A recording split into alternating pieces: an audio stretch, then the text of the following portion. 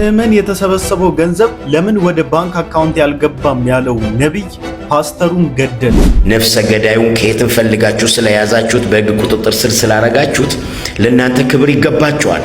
እንደዚህ ያሉ ፈጣጣ ደፋሮችን የማትናገር ሃይማኖት አይደለም። እግዚአብሔርን ክዳ እንኳን ብትሞት ድንግል ማርያምን ከተጠጋች ትነሳለች። ወንጌል እንዲህም ይሰበካል። ሰውን ከስራት የሚፈታ ከሞት ነፃ የሚያወጣ የአብ ልጅ ለፍጥረት ሁሉ የሆነ መድኃኒት። የኔን የሴት ምርጫ ልንገራል። ወገቧ ቀጭን፣ ጠጉሯ ረጅም አሁን ቀርቷል። ቲክታክ ክሬቲቭ አዋርድን ወደ ሃይማኖት መውሰድ ለምን አስፈለገ? አይናችሁ እያየ ሙሴ ሰለሞን ግን ቮት በማጣት ጴንጤ የለም። ጴንጤ 30 ሺህ ብቻ ነው። ምሕረቱ ብዙ ነው፣ ምሕረቱ ብዙ ነው፣ ብዙ ነው፣ ብዙ ነው፣ ምሕረቱ ብዙ ነው፣ ብዙ ነው። ሰላም እንዴት ናችሁ? እኔ ወንድማችሁ ጂቤሪያው ነኝ። ዛሬም እንግዲህ እንደተለመደው በቆንጆ ቪዲዮዎች እና በቆንጆ ሐሳቦች ሰዓትና ጊዜን ጠብቄ ከች ብዬላችኋለሁ። ሁላችሁም ቪዲዮን ከመጀመራችሁ በፊት ላይክ እያደረጋችሁ ቪዲዮን ጀምሩ። ሰብስክራይብ ያላደረጋችሁ ሰዎች ሰብስክራይብ እያደረጋችሁ ቤተሰብ ሁኑ። ይመቻችሁ። ወደ ቪዲዮአችን። ነብይ ዘነባ ይባላል። እዚህ አምቦ ነው። አሁን በፎቶ ላይ የምትመለከቱት የቀጭኑ ልጅ የሞተው ልጅ ነው። ያኛው ደግሞ ነብይ ነው የሚባለው። የኛው ፓስተር ነው። ነብዩ ፓስተሩን ቢሮ ውስጥ አንቆ ነው የገደለው። ለምን ምክንያት? በገንዘብ ምክንያት። አየ ገንዘብን መውደድ የክፋት ሁሉ ምንጭ ነው ሲል መጽሐፍ እውነት ነው። ስንት ክስ አለ። በየአዲስ አበባ በየጉራንጉሩ የሰው ቤት እየካዳችሁ በወንጌል ስም ቅጥረኛ ቦዲጋርድ ነፍሰ ገዳይ እየቀጠራችሁ መንግስት እናንተን ኦዲት እንዲያደርግ መንግስት እንዲከታተላችሁ እፈልጋለሁ። በግሌ እንደ ትክክለኛ እንደ ወንጌል አገልጋይ ዋጋ እየከፈለ እንደሚያገለግል ሰውም ይህንን ሐሳቤን ሰፖርት እንደምታደርጉኝ በጣም እርግጠኛ ነኝ። ጉዳዩ የሚመለከታችሁ አገልጋዮች ስክሮል አድርጉ። የማይመለከታችሁ እኔ በዚህ ተንኮል ውስጥ የለም ካላችሁ ደግሞ ስሙን። ገንዘብን መውደድ ከቤተ ክርስቲያን የሚሰበሰበውን ገንዘብ ሁሉ ያ ባለራእዩ የሚባለው ሰውዬ ወደ ኪሱ አካውንት እያስገባ አብሮ የሚያገለግሉ የገዛ ጓደኞቹንና ወዳጆቹን ብር እየከለከላቸው ዋጋ እያስከፈላቸው አንድ ቀን በቀደም እሁድ ቢሮ ስብሰባ ሆኖ ከልጆች ጋር እንዴት እናርግ ይህንን የቤተ ክርስቲያን ገቢ እንዴት በቤተ ክርስቲያኒቱ አካውንትና ሲስተም እናስኬደው ብሎ ገና ልጁ ሟቹ እያወራ እያለ ባለራእዩ የሚባለው ሰውዬ ነብዩ መጣ። አንተ ምን አባህ ሆነ ነው ህዝብን በእኔ ላይ የምትቀሰቅሰው ሲል ይህንን አንገቱን ቀጥ አርጎ ነው የቀጠፈው። ጠመዘዘው፣ አንገቱን ሰብሮ ገደለው። በጣም በሚያሳዝን ሁኔታ ይህ ነገር የተፈጠረው እንግዲህ በአምቦ ነው። ይህ በስተቀኝ በኩል የምታዩት ግለሰብ ራሱን እንደ ነብይ ነኝ ብሎ የሚጠራ አንድ ግለሰብ ነበረ። ከጎን ያለው ደግሞ መጋቢ ወይም ፓስተር ብለን የምንጠራው ግለሰብ ነበረ። ነብይ ነኝ ባዩ በቤተ ክርስቲያኒቷ ዙሪያ ከምዕመኑ የሚገኘው ገንዘብ ወደ ራሴ ወደ ግል አካውንቴ ይግባ የሚል ጥያቄ ሲጠይቅ እንደነበረ እና ፓስተሩ ደግሞ ከምዕመኑ የተሰበሰበው ገንዘብ የምዕመን ነው፣ ለወንጌል ማሳደጊያ እንዲሁም ደግሞ ከማህበረሰቡ የወሰድነው ለማህበረሰቡ መልሰን የምንሰጥበት ነው እንጂ በጭራሽ አንተ አካውንት ላይ አይገባም ብሎ ስለተጎራበጠው ብቻ አንቆት እንደገደለው ከሰሞኑ እንግዲህ እንደዚህ አይነት መረጃዎችን ሰምተናልና ለብዙ ጊዜ እኔም ሆንኩ በጣም ብዙ በሶሻል ሚዲያ ላይ ሲንቀሳቀሱ የነበሩ ወንድሞቻችን ሲናገሩና ስንፈራ የነበረው ጉዳይ ይሄ ነበረ። ማንም ግን ጆሮ አልሰጠንም። ማንም ግን ሊያዳምጠን አልፈለገም። ይህ ነገር በቤተ ክርስቲያን ውስጥ ምናልባት አሁን ሚዲያውም ስላለ ሚዲያ ላይ አሁን ወጥቶ ተሰማ ወጥቶ ታየ እንጂ በጣም ብዙ ክፋት ያለባቸው በጣም በግል ጥቅማቸው ከመጣችሁባቸው ሊያጠፏችሁ የሚችሉ ከነ ቤተሰቦቻችሁ ሊጎዷችሁ የሚችሉ በጣም ክፉ አረመኔዎች እንዳሉ ልናሳያችሁ ሞክረናል። በወንድማችን አቤል አቡናም ላይ የገጠመውንም ነገር አይታችኋል። አዘሴም ታይም እኔም ማነው ፕሮፌት ሄኖክ ጄፒኤስ እሱ ላይ በሰራሁት ቪዲዮ 3 ቀን ታስሬ ነበር የወጣሁትኝ እኔ ራሴ በግሌና በግል ጥቅማቸው ዙሪያ ምንም አይነት ኮምፕሮማይዝ የማያደርጉና የማይደራደሩ ክፉዎች እንደሆኑ ደጋግመን ተናግረን ነበር። እንግዲህ ይሄው መጨረሻው መገዳደል ሆነ ማለት ነውና ከዚህ በኋላ እርግጠኛ ነኝ ወጣችሁ ለመናገር ሞራል እንደሚኖራችሁና ቤተክርስቲያን ውስጥ እያያችሁ ወንድማችሁን ከጎናችሁ እንዳታጡት ስትሉ ለሐቅ እንደምትቆሙ ተስፋ አደርጋለሁ። በጣም ነው ጌታን በጣም ነው ያዘንኩት። በጣም ነው ልቤ የተሰበረው። እግዚአብሔርን ነው የምላችሁ። ምን ብዬ እንደምናገሩላ ነው ግራ የገባኝ። ማለት ወንጌልን ይዘን ተነሳን ብለው ገንዘብ ሲያገዳድል በጣም ነው የሚያሳዝነው። በጣም ማለት ነው ጌታን ነው የምላችሁ። በጣም በኢየሱስ በጣም ነው ያዘንኩት። እግዚአብሔርን ክዳ እንኳን ብትሞት ድንግል ማርያምን ከተጠጋች ትነሳለች። አሁን እንግዲህ ሊያማቸው ይችላል እንትና ሰፈር ሰዎች ምንም ማድረግ አልችልም። እውነቴን ድንግል ማርያም የተጠጋችን ኃጢአተኛ ነፍስ እንኳን ብትሆን ሰይጣን ሊወስዳት አይችልም። በፍጹም አምኜ የምነግራችሁ ከድንግል ማርያም የተለየች ነፍስ አትድንም። ጌታ ሆይ ጌታ ሆይ ጌታ ሆይ ነው የሚያስብሉት። የነዚህ ደግሞ እንደው እንደዚህ አይነት ደፋር ትዕቢተኛ ግለሰቦችን እንደው የእግዚአብሔር ቃል ላይ እንደዚህ በድፍረት የሚናገሩ እረ እግዚአብሔር ይገጽጻችሁ። እግዚአብሔር መንፈሳችሁን ይውጋው። ምንድነው ማናችሁም ወጣችሁ ምንም ኬር የላችሁ ስለ ወንጌል ምንም አይገዳችሁ። እየተፈጠረ ስላለው ነገር ምናችሁም አይደለም። ምንም አይገርማችሁ። እንዴት ነው እንደዚህ ኬርለስ የምትሆኑት? እንዴት ነው በዚህ ልክ የእግዚአብሔር የማዳን ጉልበት የኢየሱስ ክርስቶስ የፈሰሰው ደም የሚቀልባችሁ? እንዴት ሁሌ ይህን ነገር ስንናገር እናንተ ራሳችሁ አይሰቀጥጣችሁ እንዴ? ኧረ በጌታ በኢየሱስ ድፍረታችሁ። አንዳንዱ ኮሜንት ላይ ገብቶ ምን ይላል መሰላችሁ? ትክክል፣ ምንም ጥርጥር የለውም። ምክንያቱም ያለ ድንግል ማርያም አማላጅነት ዓለም አይድንም፣ ካላመንክም አመንክም። እንደዚህ አይነት እንግዲህ ንውልል ያለ ምእመን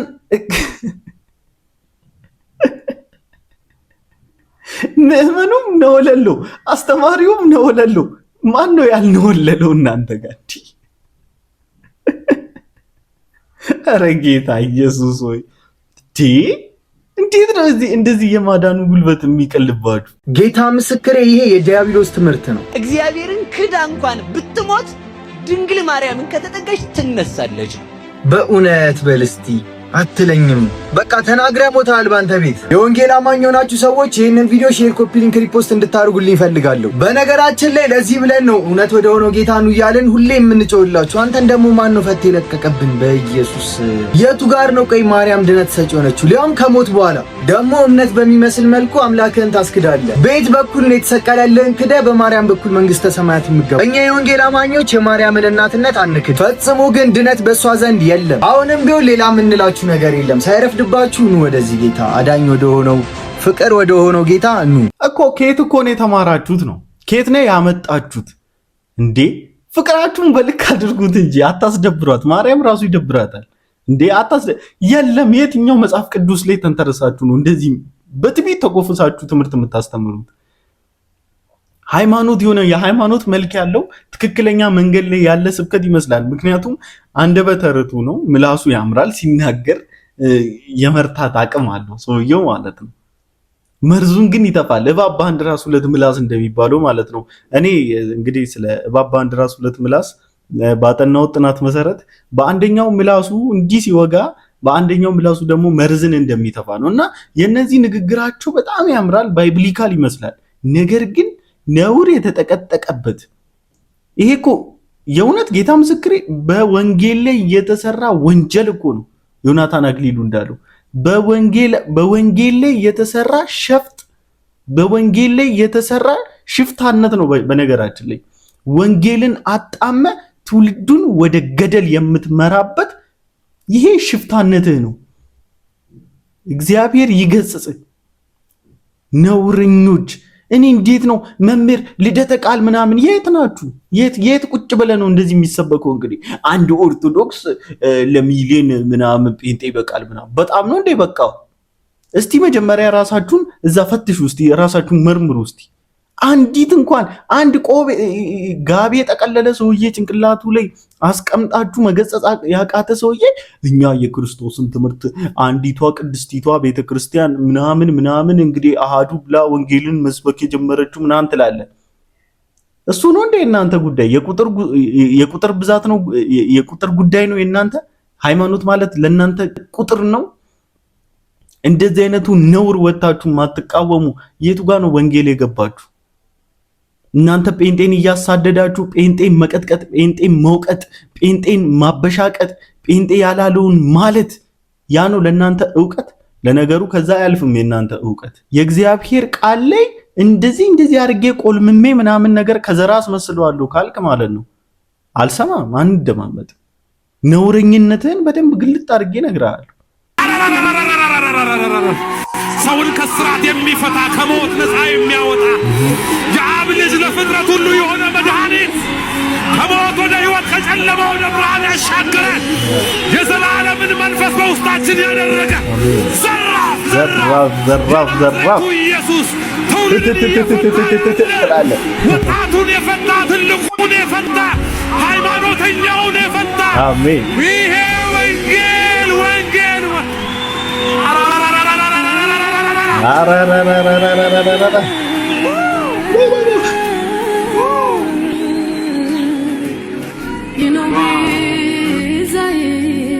እንዴት እንደሚናፍቀኝ በቃ ቤተክርስቲያን ውስጥ እንደዚህ አይነት ስብከት እንዴት እንደሚናፍቀኝ እንደዚህ ሲሰበክ ሳይ ቤተክርስቲያን ውስጥ እንዴት በቃ ተስፋዬ እንደሚለመልም ጌታ ነው ብላችሁ በቃ እንዴት ወይ የኔ አባት።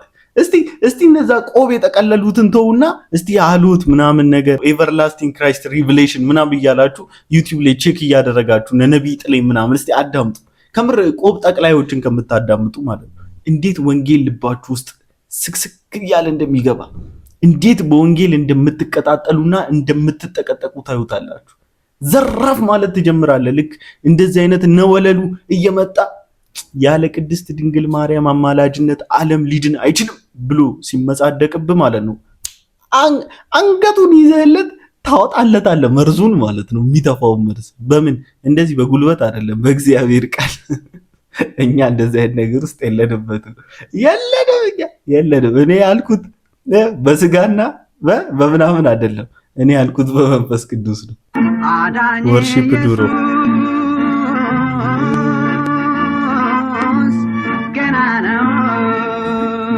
አምጥቶታል። ፐርፌክት ነው ያመጣው።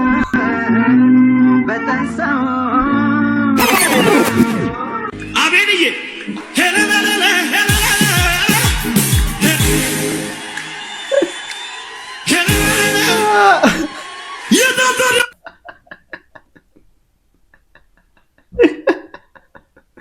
ወይኔ ጉድ! ከምር ጎንደር ምናምን ከሚሉ ይሄማ የሆነ ያልወጣለት ነገር አለ። ከምር ይሄ ዘማሪ የሆነ ያው ከምንም በላይ ያሳቀኝ ምን እንደወጣ ቃላችሁ ይሄ የጄፒኤስ ቸርች ዝማሬ ነው አለና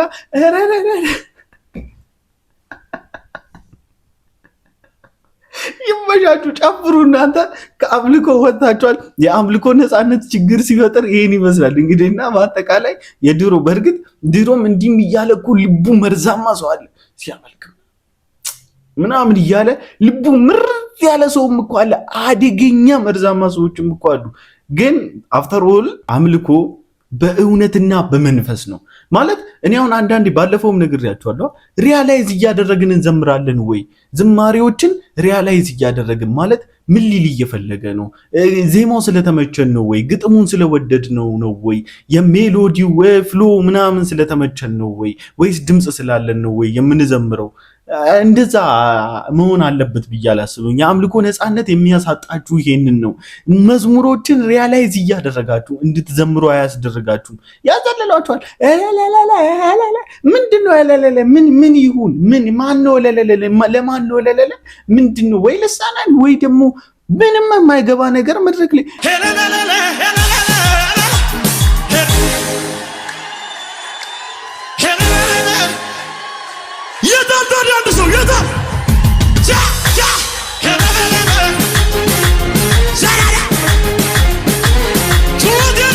እኔ እንደውም ከዚህ ዘማሪ ጋር እንደውም ትንሽ ተነጋግረናል። ጌታ ነው ብላችሁ እንደውም እናገራለሁ በዚህ ሚዲያ ላይ እኔ ጽፌለት አውቃለሁ። ኦሮምኛ የሆነ ሲቀላቅል አየሁ ማለት በቃ ኦሮምኛ አይችልም፣ ሊትራሊ አፋን ኦሮሞ አይችልም። ግን ደግሞ በማይችለው ቋንቋ የሆነ ስብርብር እያደረገ እንትን ሲል ለምን በምትችለው ቋንቋ አትዘምርም? ማለት በቃ በምትችለው ቋንቋ ዘምር። ምንም ኦሮምኛ ዘማሪ አለ ማለት ችግር የለውም እኮ ይሄ አንተ የሆነ የጎደለ የምትሞላ ሰው አይደለም በነገራችን ላይ። እና በምትችለው ዘምር ምናምን ተባብለን እንደውም በቃ መልሱ ምናምን ሲደብረኝ ምናምን ትቻለሁ። እና አፍተሮል ምን ልላችሁ ተፈልጌ ነው፣ አምልኮ በተቅለሰለሱም አይደለም በዘለሉም አይደለም፣ በእውነትና በመንፈስ ነው። በእውነትና በመንፈስ ስትሆን ሊያቅለሰልስህም ይችላል። አዘ ሴም ታይም ደግሞ ሊያስጨፍርህም እርቃንህንም እንደ መዝሙረኛው ዳዊት ሊያደርግ ይችላል። እዚህ መንፈስ ቅዱስ እንደመራ ነው። ግን እዚህ ጋር ያለው ኖ ኖ ኖ ኖ ኖ ኖ ኖ ኖ ምን ገብቶ አረረረረ ምን ገባ እዛ ውስጥ ምንም ያልተረዳበት የእግዚአብሔር መልካምነት ያልተወራበት ኮተት የሆነ ወርድ እንኳን ያልሆነ ነገር ላይ ዝም ብሎ መዝለልና ኢነርጂ ማባከን። ወገቧ ቀጭን ጸጉሯ ረጅም አሁን ቀርቷል። ለምን ጸጉሩ የግል ይሁን የመንግስት ይሁን አልታወቀም። የጸጉር ነገር አይታወቅም። በቃ አሁን ጸጉሯ የራሷ ነው ወይስ የመንግስት ጸጉር ነው?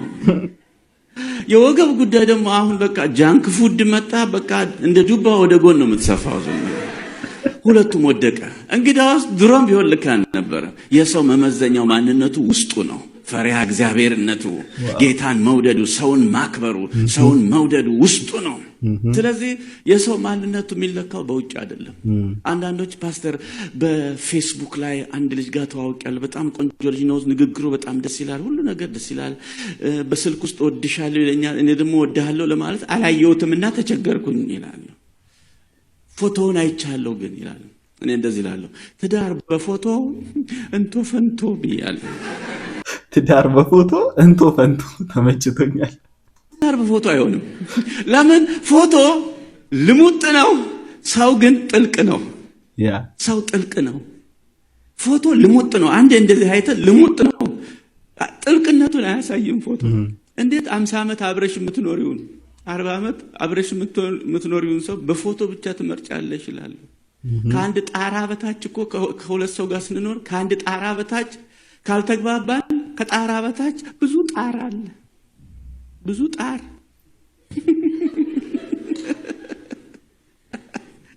ስለዚህ በፎቶ አይሆንም፣ በፍጹም በፎቶ አይሆንም።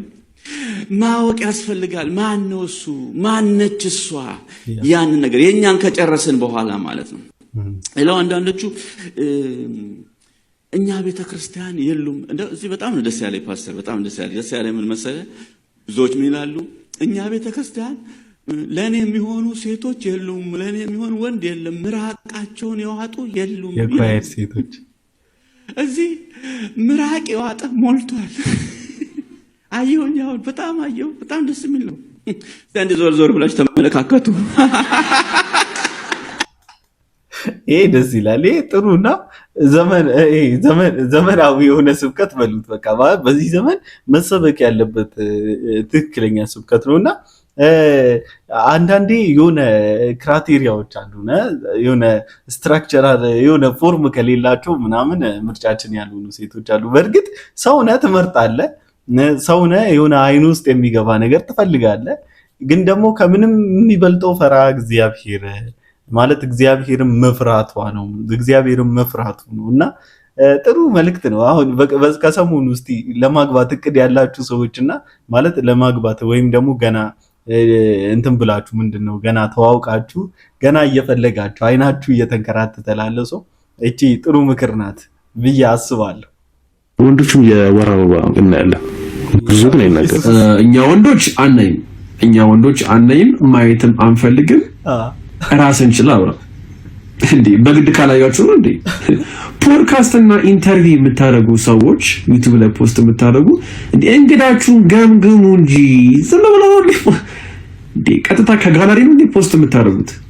ዳራ በካፕከት እንኳን ኤዲት እና ከታርጉት ይሄንን ፓርት እንዴ የማይጠቅምና የሚጠቅም ኢንፎርሜሽን እንኳን እናንተ ልታስቀስፉ ነው እንዴ? ከፈጣሪ ጋር ልታጣሉ ነው እንዴ? ምን ነው ሚስማር ካልዘነባላችሁ አኩር በላቸው። ከምሬ ነው ማለት እኔ ከሆኑ ጊዜያት በኋላ ወደ ሚዲያ ላይ እየመጡ ያሉ ነገሮች በጣም ነው የሚያስቁት፣ በጣም ነው የሚያበሳጩት፣ በጣም ነው የሚያናድዱት። ማለት ምንም በቃ ቼክ ራሱ አይደረጉም፣ አይጣሩም። ምንድነው? ለምን ፐርፐዝ ነው? ማንን ለማስተማር ነው? ማንም ምን አድረስ ለማድረግ ነው? ምን ለማሳየት ነው? ምናምን የሚለው ነገር ምንም አይመስላቸው፣ ምንም ቦታ የላቸውም ለኦዲየንሱ። ጀስት ከዩቲዩብ ላይ ምናምን የሚለቃቅሙትን የሚገኘውን ገንዘብ ምናምን ስለሚያስቡት ብቻ ምንም አይመስላቸውና አሁን ወንድ ልጅ ወር አበባ ምን ማለት ነው? ቆይ ጌታን ይሄን የሚያክል ሰውዬ ሚዲያ ላይ መጥቶ ቁጭ ብሎ እንደዚህ የሆነ እዚህ ግባ የማይባል ተራ ኮተት የሆነ ወሬ ሲያወራ እንደው ምን ይባላል? ጌታ ሆይ ድረስ አይናችሁ እያየ ሙሴ ሰለሞን ግን ቮት በማጣት ጴንጤ የለም። ጴንጤ 30 ሺህ ብቻ ነው እንዴ? ምን አገናኘው? ልጁንም ክሬዲት አታሳጣው። ሙሴ ሰለሞን ተከታታይ 2 ዓመት ቤስ ኢንፎርማቲቭ ኮንተንት ሲያሸንፍ ጴንጤ ኦርቶዶክስ ምናምን ሃይማኖቱ ታይቶ አይደለም፣ አቀራረቡ ስለሚማርክ የሚያወራው ዜና ታማኝነት ነው በሚል ሰው ሁሉ ስላመነው እና ደግሞ ዜና ሲያቀርብ በቃ ጨርሰህ ስለምትሰማው ስለማይሰለች ተብሎ ትኩስ መረጃ ቶሎ ስለሚያመጣ ተብሎ ነው እንጂ በሃይማኖቱ አይደለም። በዚህ ዙሪያ ግን በቲክታክ ክሬቲቭ አዋርድ ዙሪያ ግን ወደዳችሁም ጠላችሁም እኔ ሙሴ ሰለሞንን ነው መርጠው። ማለት አትሊስት በሆኑ አጋጣሚዎች እንኳን ስለ ኢየሱስ ክርስቶስ የመናገርን ኦፖርቹኒቲ የማያሳልፍ ልጅ ነው። ስለዚህ ይናገርበት፣ ስለ ኢየሱስ ይመስከርበት፣ ስለ እግዚአብሔር ይወራበት፣ እግዚአብሔር ይመስገንበት። ያ መድረክ ላይ ምንድነው? ምን እቺ እኮ ብረት ናት እኮ ወይ ወርቅ አይደለም እኮ የሆነ ሰምቲንግ እኮ የሆነች ሜታ አላት እኮ ወይ የሆነ እንጨት ትሆናለች እኮ። በእርግጥ ስለማላቃት ነው። አዎ ቫልዩ አላት፣ ግን እግዚአብሔር እዛ ጋር እግዚአብሔርን ፕራይስ ከማድረግ እግዚአብሔርን ከማመስገን የሚበልጥ ዋጋ አይደለም ያለው ያ ቦታ። ዛስ ዋይ እኔ ሙሴ ሰለሞን እንዲያሸንፍ የፈለኩት እንጂ የሃይማኖትን መልክ እንዲይዝ አልፈልግም። ምክንያቱም የሚሰሩት ነገር የሃይማኖት ኮንተንት ስላይደለ ማለት ነው። ብሩክ ኒውስ እንዲያሸንፍ ትፈልጋለህ ወይ ብትሉ፣ አዎ እኔ ሁለቱም ቢሸለሙ ደስ ይለኛል። ብሩክ ኒውስ ትላልቅ የሀገራዊ ጉዳዮች ላይ በሚገርም ሙቭመንት ውስጥ የነበረ ልጅ ነው። ከባለፈው አመት በ20 ምናምን በሚመስል እጥፍ ነው በነገራችን ላይ ፐርፎርም ያደረገው በዚህ አመት። የሃይማኖት መልክ ስለያዘ አይደለም። እንደ እውነቱ ካየን ከወንድሜ ጎን መቆም ግዴታዬ ነው፣ ቢደክምም ቢበረታም ማለት ነው። አዎ ብሩክ ወንድሜ አይደለም ማለት አይደለም፣ ግን በጌታ የሆነ ወንድሜ ይቀድምልኛል። እኔ ሪያሊቲ ነው የምንነጋገረው፣ የጭፍንነት አይደለም። ግን እዚህ ጋራ መታችሁ ጴንጤዎች እንደዚህ የሃይማኖት መልክ አስያዛችሁ ምናምን የምትሉ ሰዎች ምን ነው እና ያያዘ ልደታ አልታያሏችሁ? ለነገሩ አይታዩም። እነሱ የሚታይ ሰው እኮ ነው መታየት ያለበት። የት ይታያቸዋል? ያያዘ ልደታ የሚታይ ሰው አይደለም። በእርግጥ በጣም ብዙ እነ ልደተ ቃል ምናምን እንዴት የሃይማኖት መልክ እያስያዙት እንዳለ፣ እንዴት ጴንጤን አታክ ለማድረግ ሲቹዌሽኗን እቺ እንትኗን ሙድ ሁኔታዋን እየተጠቀሙት እንዳሉ፣ እንዴት ወደ ራሳቸው ፖለቲካ እየቀየሩት እንዳለ ምናምን እያያችሁ ነውና በተቻላችሁ መጠን ቲክታክ ክሬቲቭ አዋርድ ላይ እያላችሁ እየገባችሁ ከተደረደሩት ቤስት ኢንፎርማቲቭ ኮንተንት ኖሚን ከተደረጉ ማለት ኖሚኔትድ ከተደረጉት ሰዎች መሃል ሙሴ ሰለሞንን ቮት እንድታደርጉት ሪኮመንድ አደርጋቸዋለሁ። አምላኬ በድጋሚ በነዛ ሁሉ ኢየሱስ ክርስቶስን የሌላቸው ሰዎች በተደረደሩበት ቦታ አምላኬ ሲመዘገብ ማየት በጣም ፈልጋለሁ። ለማንኛውም ለዛሬ ይዤላችሁ የመጣኋቸው ቪዲዮዎችን ይመስሉ ነበረ። ሁላችሁም እንደተማራችሁበት እንደተዝናናችሁበት ተስፋ አደርጋለሁ። በቀጣይ ቪዲዮ እስክንገናኝ ድረስ ሰላም ቆዩልኝ። ላይክ፣ ሰብስክራይብ ማድረጋችሁን እንዳትረሱ። ይመቻችሁ።